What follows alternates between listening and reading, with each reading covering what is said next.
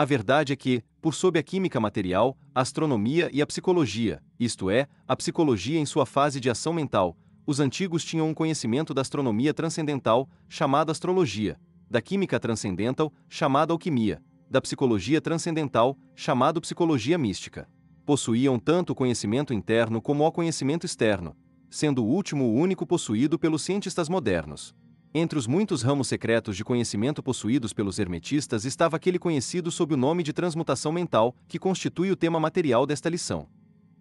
Transmutação é um termo geralmente usado para designar a antiga arte da transmutação dos metais, em particular, dos metais impuros em ouro. A palavra transmutar significa mudar de uma natureza, forma ou substância em outra. Transformar, Webster. E da mesma forma, transmutação mental significa a arte de transformar e de mudar os estados, as formas e as condições mentais em outras.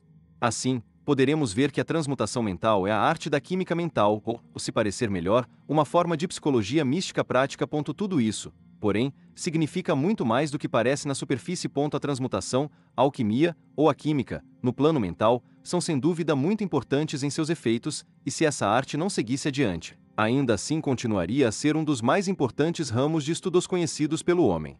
Mas isso é só o começo. Vejamos por quê. O primeiro dos 7 princípios herméticos é o princípio do mentalismo, cujo axioma é o todo é mente. O universo é mental, que significa que a realidade subjacente do universo é mente, e que o universo em si é mental, isto é, que existe na mente do todo. Examinaremos esse princípio nas próximas lições, mas consideremos o efeito do princípio se admitirmos que ele é verdadeiro. Se o universo é mental em sua natureza, a transmutação mental deve ser a arte de mudar as condições do universo no que diz respeito à matéria, à força e à mente. Vereis, portanto, que a transmutação mental é realmente a magia de que os antigos escritores muito trataram em suas obras místicas, sobre a qual deixaram tão poucas instruções práticas. Se tudo é mental, então a arte que permite alguém transmutar as condições mentais deve fazer do mestre o controlador das condições materiais, assim como daquelas comumente chamadas mentais. Na verdade, somente os alquimistas mentais conseguiram o grau necessário de poder para dominar as mais grosseiras condições físicas e os elementos da natureza, como a produção ou cessação das tempestades e a produção e cessação de terremotos, bem como de outros grandes fenômenos físicos. Que tais homens tenham existido, e existam ainda hoje, é uma questão de crença e boa-fé sinceras para todos os ocultistas adiantado de todas as escolas.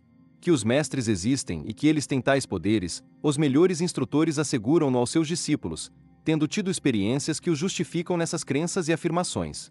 Esses mestres não fazem exibições públicas de seus poderes. O que buscam, na verdade, é isolar-se das multidões ruidosas a fim de trabalhar melhor seu caminho ao longo da senda do conhecimento. Mencionamos aqui a sua existência simplesmente com o fim de chamar vossa atenção para o fato de que seu poder é inteiramente mental, e opera conforme as linhas da mais elevada transmutação mental, e em conformidade com o princípio hermético do mentalismo. O universo é mental, o Kaibalion. Contudo, os discípulos e os hermetistas com graus inferiores aos dos mestres, os iniciados e os instrutores, são igualmente capazes de trabalhar paralelamente ao plano mental, na transmutação mental. Com efeito, tudo o que chamamos fenômenos psíquicos, influência mental, ciência mental, fenômenos do novo pensamento, etc., obedece às mesmas linhas gerais, pois não há senão um princípio envolvido, seja qual for o nome que se lhe atribua. Discípulo e praticante da transmutação mental opera no plano mental, transmutando condições mentais, estados, etc., em outros, de acordo com diferentes fórmulas mais ou menos eficazes. Os diversos tratamentos, afirmações e negações, etc., das escolas da ciência mental nada são além de fórmulas, frequentemente muito imperfeitas e pouco científicas, da arte hermética. A maioria dos praticantes modernos é muito ignorante em comparação com os antigos mestres, pois carece do conhecimento fundamental sobre o qual se fundamenta o trabalho. Não somente é possível a qualquer um mudar ou transmutar seus próprios estados mentais por meio dos métodos herméticos, como também lhes é possível modificar os estados mentais dos outros da mesma maneira, em geral inconscientemente, mas muitas vezes de modo consciente, da parte de alguns que conhecem as leis e os princípios, nos casos em que as pessoas afetadas não têm informações sobre os princípios de autoproteção. E, além disso, como sabem muitos aprendizes e praticantes da moderna ciência mental, toda condição material que depende da mente dos outros pode ser mudada ou transmutada de acordo com o desejo, a vontade e os tratamentos reais da pessoa que deseja mudar suas condições de vida.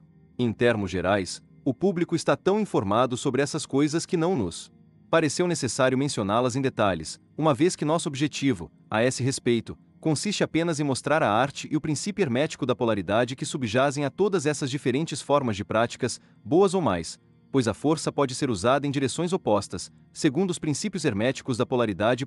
Neste pequeno livro, procuramos estabelecer os princípios básicos da transmutação mental, para que nossos leitores possam compreender os princípios subjacentes e, desse modo, possuir então a chave mestra que abrirá as diversas portas do princípio hermético da polaridade. Iniciaremos agora uma consideração sobre o primeiro dos 7 princípios herméticos, o princípio do mentalismo, em que se explica, nas palavras de Caibalion, a verdade que o todo é mente, o universo é mental. Pedimos muita atenção e um estudo criterioso desse grande princípio, por parte de nossos discípulos, porque o que temos aqui é, de fato, o princípio básico de toda a filosofia hermética e da arte hermética da transmutação mental. Capítulo 4. A todo sob, e por trás do universo, do tempo, do espaço e da mudança, sempre se haverá de encontrar a realidade substancial, a verdade fundamental. O Caibalion substância significa aquilo que subjaz a todas as manifestações exteriores, a essência, a realidade essencial, a coisa em si, etc. Substancial significa que tem existência concreta, que é o elemento essencial, que é real, etc. Realidade significa o estado de ser real, verdadeiro, duradouro, válido, fixo, permanente, efetivo, etc. Sob e por trás de todas as aparências ou manifestações exteriores, deverá sempre haver uma realidade substancial. Esta é a lei. Ao considerar o universo, do qual é uma unidade, o homem nada vê além de mudanças na matéria, nas forças e nos estados mentais. Ele vê que nada realmente é, mas que todas as coisas vêm a ser e se transformam. Nada permanece em repouso, tudo nasce, cresce e morre. No instante mesmo em que uma coisa atinge seu apogeu, começa a declinar. A lei do ritmo está em constante ação. Não há nenhuma realidade durável, nenhuma fixidez ou substancialidade em nada. Nada é permanente, salvo a mudança.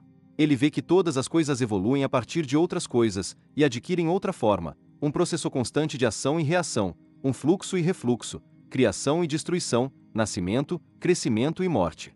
Nada permanece, salvo mudança. E, se ele for um homem que sabe pensar, perceberá que todas essas coisas mutantes não devem ser senão a aparência ou manifestação exterior de algum poder subjacente, alguma realidade substancial.